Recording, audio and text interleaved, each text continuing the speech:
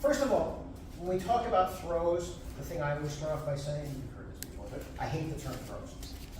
Throw is I pick something up and I throw it. I don't pick up Frank and throw him. When you throw someone, you basically set up a fulcrum point and roll them over the fulcrum point. This also means that if you do a technique correctly, I mean, the other thing I hate was when people say like internal, oh, you don't use any strength, you don't use any muscle. That's all bullshit also. But I don't want to rely on only muscle. I don't want to assume that I'm the stronger person, because if I assume I'm the stronger person, when I fight the person that's stronger than me, I'm screwed. Usually a strong person with no technique will beat a skilled person who is weak. It's just a reality. When you have two strong people, then the technique will be the difference, right? So, and again, depends how strong. But I should be using the correct technique, in other words, the correct angle, the correct leverage, so that I'm not relying on only my muscle. That's what we mean. We don't mean like no muscle. They're not gonna go like snap your finger and they're gonna fly through the air. But it's not a brute force kind of thing. So, to do a throw, I want to set the fulcrum, meaning I want to be underneath them and they're gonna roll over the fulcrum. For the shoulder throw, the fulcrum is gonna be the shoulder. Hip throw would stay obviously, but you know. So if I'm here, right, I want to be low. The lower I am, the easier, because if I'm up here, I got to try to make him go up into the air, right? And then I don't know. I'm not that strong. I don't want to. I'd rather be here. So again, think about the first thing they teach you in Tai Chi, which is to sink your weight, right? Settle in and sink. Sink. We call this Tai Chi stance.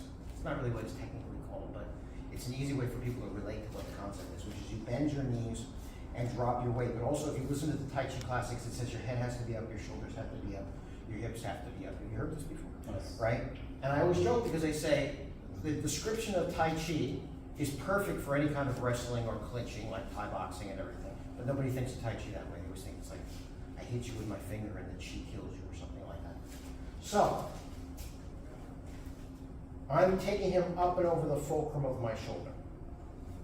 I'm going to grab him. There's a couple of different ways I can grab him. But obviously, if I just go straight, he's going to go over my head. So as I get him first upwards of my hips, right? So I'm not throwing him. I'm rolling him over my hips. What I have to do is turn, because I don't want him to hit my head. And so when I turn, you okay? Wait. So you see what I'm doing? I'm bending down and then a little bit forward so that he kind of falls over my hips, meaning he's going to fall onto my hips. And then I'm going to turn so he goes over my shoulder. So I come here, boom, I bend and I turn. And again, I'm only throwing him so you can see this. We're not going to throw each other. If you're wrestling, right, you're trying to reach the grab. You're trying to reach the grab. So we have a thing called separating hands. What does it mean? It means it separates your hand from my body.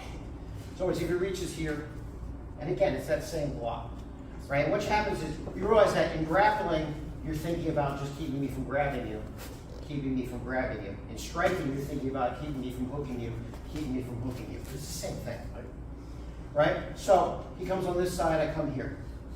For me, I'm waiting for this hand to come, because when I come here, that's going to give me my shoulder through. Okay? And we don't want to be like this too much. I mean, that's how we think of wrestling, but we want to think more Greco-Roman, which is a little more upright, right? Because if there is striking, the last thing you want to do is this, right? So even if it's grappling, here. So he reaches this hand, I block. He reaches with that hand. And what I'm going to do is, as I step across, this hand's going to come underneath his shoulder. Now the other thing you'll notice though is that when I get in this position, I'm setting him up to be thrown there, not here. This is like north and south, right? And everybody thinks like I either throw you north or I throw you south. But think about the X pattern. mean, like, that would be like northeast, that would be northwest, this would be southeast, this would be southwest. All the good stuff happens this way, not this way, right?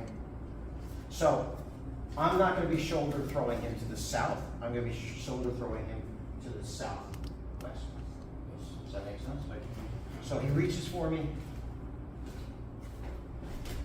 and like I said, he'll get here, and that's all I need, right?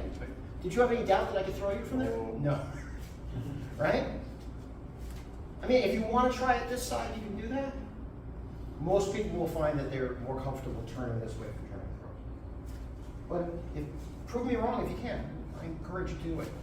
So, again, just look at the mirror, show the mirror, so that I'm rolling the blade into his hand.